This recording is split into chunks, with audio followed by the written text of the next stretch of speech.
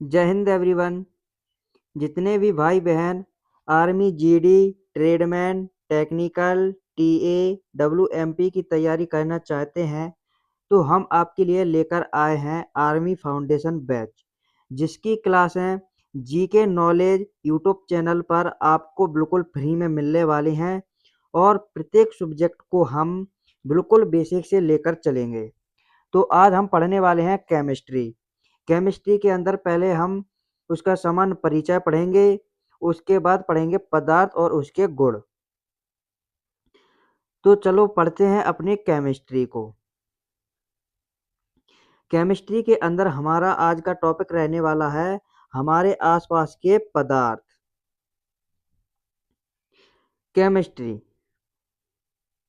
Chemistry कहते किसे हैं या रसायन विज्ञान कहते किसे हैं? रसायन विज्ञान पदार्थों के संघट्ट, संरचना, गुणों और रासायनिक अभिक्रियाओं का अध्ययन है। कौन? रसायन विज्ञान। हॉफमैन ने बताया था कि जो केमिस्ट्री है वह परमाणु अणुओं का एक विज्ञान है।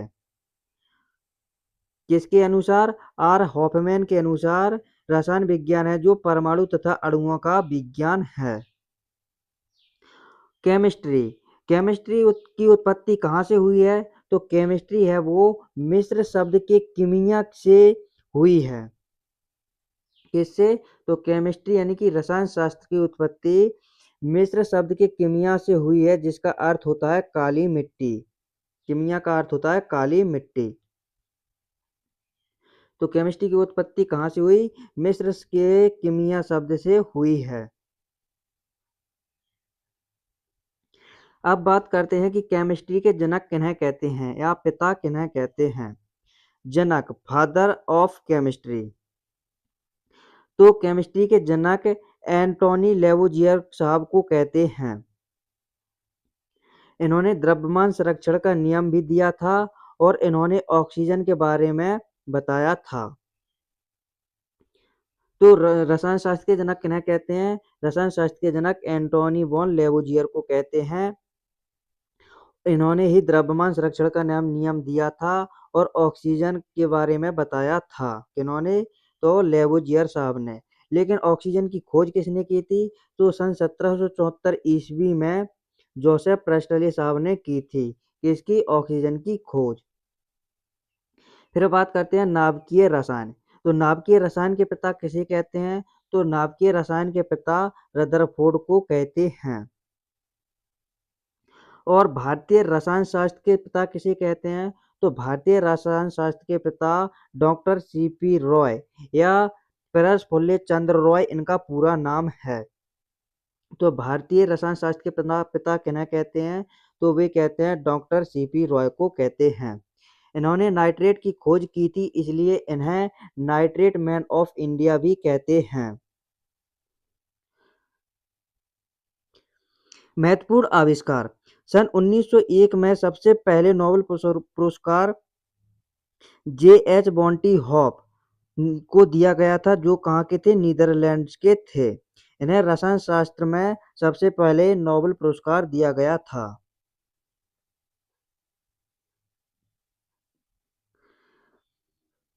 अब पढ़ते हम पदार्थ या द्रव्य या पदार्थ या द्रव्य या मैटर कहते हैं इसे इंग्लिश में।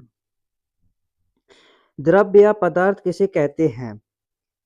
जो स्थान घेरता हो तथा जिसमें भार होता है उसे हम पदार्थ कहते हैं।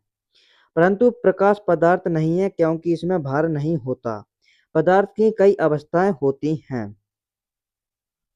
पदार्थ जैसे कि कुर्सी है, टेबल है, कूलर है, जो सभी वस्तुएं जो पदार्थ हैं जिसमें भार होता है और स्थान घेरती हैं। यदि द्रव्य कणों यानी कि पदार्थ कणों के मध्य आकर्षण बल कार्य करता है। जो द्रव्य या पदार्थ के कणों के बीच आकर्षण बल कार्य करता है। पृथ्वी हमारे यानी कि किसी भी वस्तु को अपनी ओर खींचती है।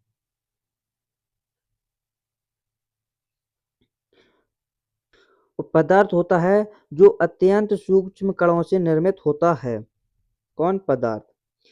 अब बात करते हैं पदार्थ के कण।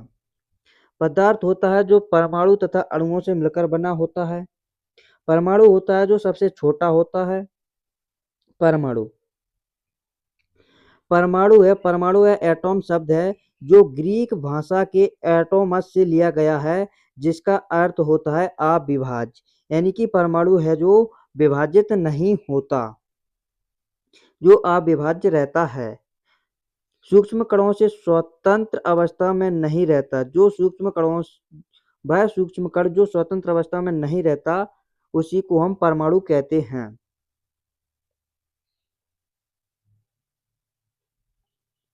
पर रासायनिक अभिक्रिया में भाग लेता है, उसे हम परमाणु कहते हैं।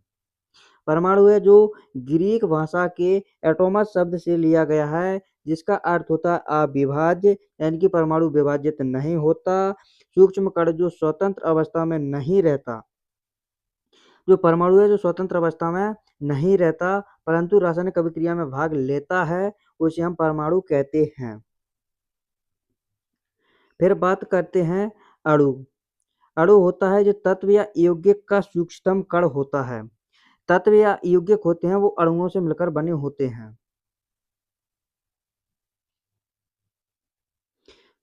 अणु होता है वो तत्व या यौगिक का सूक्ष्मतम कण है जो दो या दो से अधिक परमाणुओं से मिलकर बना होता है।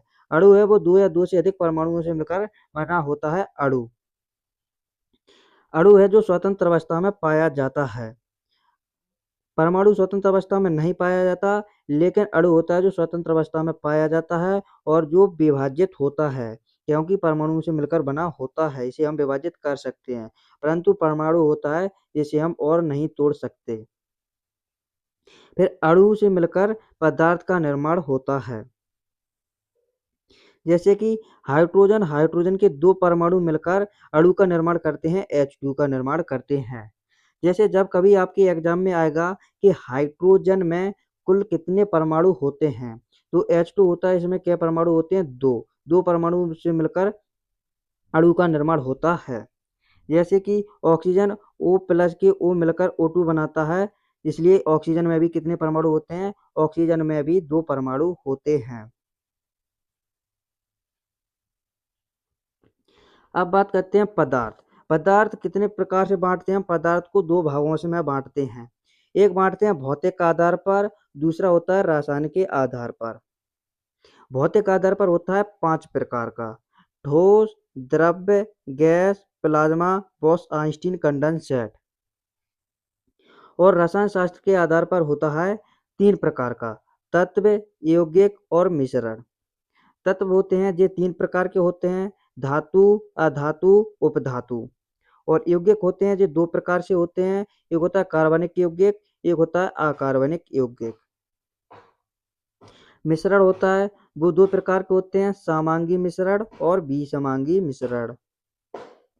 तो पहले हम पढ़ते हैं भौतिक आधार पर। भौतिक के आधार पर पढ़ते हैं तो वो होते हैं 5 प्रकार के। सब में पहले पढ़ते हैं हम ठोस या सॉलिड। ठोस के गुण। ठोस किसे कहते हैं? जिसका आकार तथा आयतन दोनों निश्चित होता है, उसे हम ठोस कहते हैं। जिसका आकार तथा आयतन दोनों निश्चित होते हैं, उसे हम ठोस कहते हैं। उसमें नगण्य संपीड़ितता होती है, यानी कि इसकी संपीड़ितता होती है वो कम होती है। संपीड़ितता किसे कहते हैं? जब किसी वस्तु के ऊपर दाब लगाकर उसके आकार में परिवर्तन किया जाता है, उसे हम संपीड़ितता कहते हैं।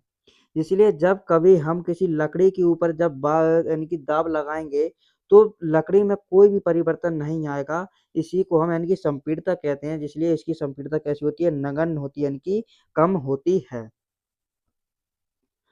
अंतराणविक स्थान की बात करें तो ठोस होते हैं, ठोस के कण होते हैं वो बहुत पास-पास होते हैं।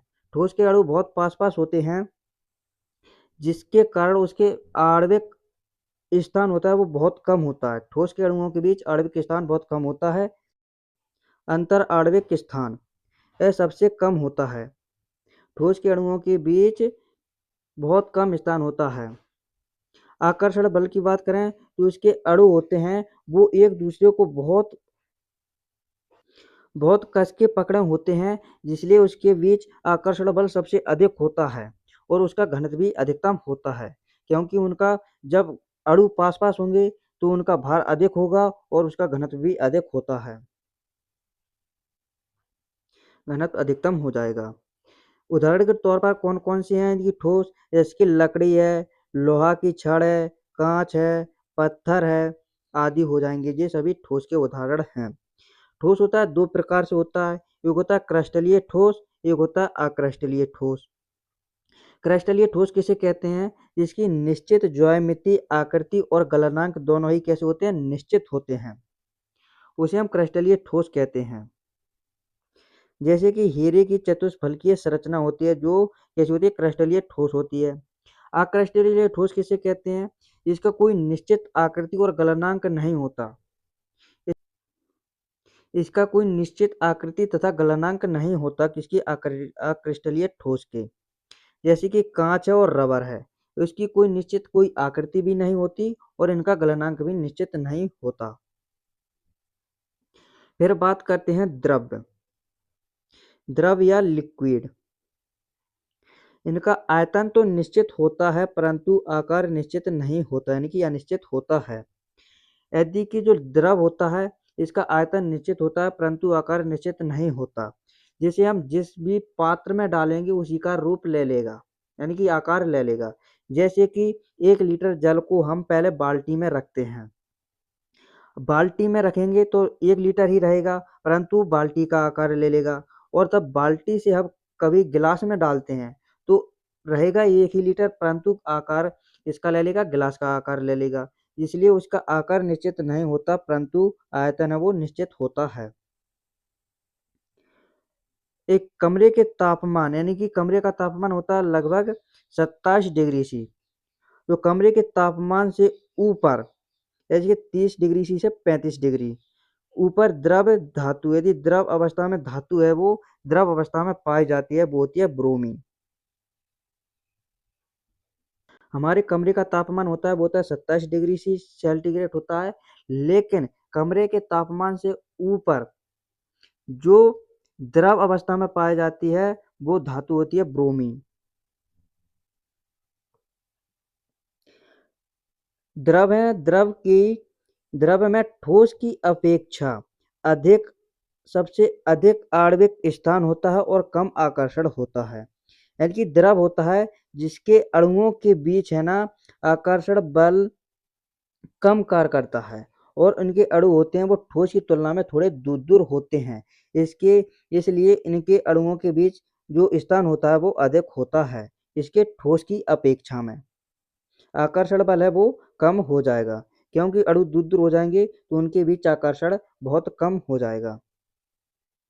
जैसे कि द्रव में कौन कौन आ जाएंगे? दूध, तेल, डीजल, पानी आदि।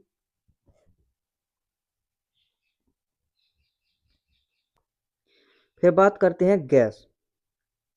गैस होता है जिसका आकार तथा आयतन दोनों अनिश्चित होते हैं। इनका आकार और तथा आयतन दोनों निश्चित नहीं होते। इनके अणुओं के बीच आणविक स्थान बहुत बहुत अधिक होता है। गैस के अणुओं के बीच स्थान होता है वो बहुत अधिक होता है। गैस के अणुओं के बीच आणविक स्थान होता है वो बहुत अधिक होता है। गैस के अणु होते हैं बहुत दूर दूर पाए जाते हैं, इसलिए उनके बीच आणविक स्थान बहुत अधिक होता है, और अणु दूर दूर होने से उनमें आकर्षण बल है ना वो बहुत कम हो जाता है, यानी कि नगण्य हो जाता है। तो गैस के अणुओं के बीच जो आकर्षण बल है वो नगण्य होता है और स्थान होता है वो बहुत अधिक होता है। उनमें संपीड़ितता है ना बहुत अधिक देखी जाती है। संपीड़ितता यानी कि जब कभी किसी वस्तु पर हम दाब लगाते हैं तो उसके आकार में परिवर्तन को ही हम संपीड़ितता कहते हैं। तो इनमें उच्च संपीड़ितता देखी जाती है, यानी कि अधिक देखी जाती है संपीड़ितता। उदाहरण के तौर पर कौन कौन आ जाएंगे? जैसे कि ऑक्सीजन, मीथेन, गोबर गैस आदि आ जाएंगे गैस के अंदर। एसटीपी पर, यानी कि स्टैंडर्ड टेम्परेचर प्रेशर पर सभी गैसों की 1 ग्राम अणु का आयतन होता है वो होता है 22.4 लीटर होता है। ये था हमारा नोट पॉइंट। अब बात करते हैं हम अवस्था में परिवर्तन, जैसे कि ठोस से द्रव में जाना। ठोस से द्रव में जाना क्या कहलाता है? तो उसे कहते हैं गलनांक या गलनीकरण कहते हैं। ठोस से द्रव में जाना गलनांक कहलाता है। इस क्रिया को गलनीकरण कहते हैं। और द्रव से ठोस में जाना, द्रव से ठोस में जाना जो कहलाता है हिमांक या फ्रीजिंग पॉइंट कहते हैं, फ्रीजिंग कहते हैं। और ठोस से सीधे गैस में जाना, ठोस से सीधे गैस में जाना क्या कहलाता है? उसे कहते हैं ऊर्ध्वपातन। और गैस से सीधे ठोस में जाना उसे कहते हैं हम निक्षेपण। और द्रव से गैस में जाना, द्रव से गैस में जाना क्या कहलाता है? बाष्पन कहलाता है। इस क्रिया को बाष्पीकरण कहते हैं। और गैस से द्रव में जाना, गैस से द्रव में जाना कहलाता है संघनन। इसे हम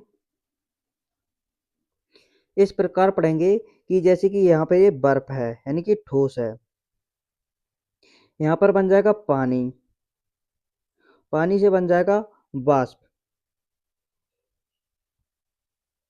जब हम बर्फ को पानी में बदलेंगे तो उसे हम कहते हैं गलनांक। और पानी को और तापमान देंगे तो वो बन जाएगा भाप, यदि वाष्प बन जाएगा तो इसे हम कहते हैं वाष्पन। और जो वाष्प है, वाष्प को जब हम ठंडा करेंगे तो बनेगा पानी, इसे हम कहते हैं संघनन। इस क्रिया को कहते हैं हम संघनन। और पानी को हम और ठंडा करेंगे तो वो बन जाएगा बर्फ, जिसे हम कहते हैं हिमांक, इसे हम कहते हैं हिमांक। और जो होता है ठोस, ठोस से यानी कि बर्फ से वाष्प में बदल जाना, इसे कहते हैं हम ऊर्ध्वपातन। इस क्रिया को कहते हैं हम ऊर्ध्वपातन। जैसे कि जब हम कपूर जलाते हैं तो वह द्रव में बिना बदले सीधे गैस में परिवर्तन हो जाता है, उसे हम कहते हैं ऊर्ध्वपातन। और वाष्प, जो वाष्प है उससे सीधे बर्फ में जाना उसे हम कहते हैं निक्षेपण। तो आप सभी को ये 6 अवस्थाएं बिल्कुल समझ में आ गई होंगी, जो आपके एग्जाम के लिए बहुत इम्पोर्टेंट होने वाले हैं। ये आर्मी की हर एक शिफ्ट में यहाँ से एक क्वेश्चन जरूर देखने को मिलता है। तो आज की क्लास हम यहीं पर विराम करते हैं। अगर आपको वीडियो अच्छी लगी हो तो कमेंट में ज़रूर बताएं और लाइक करना ना भूलें और अपने दोस्तों में ज़रूर शेयर करें। मिलते हैं अगली वीडियो में, जब तक के लिए जय हिंद, जय भारत।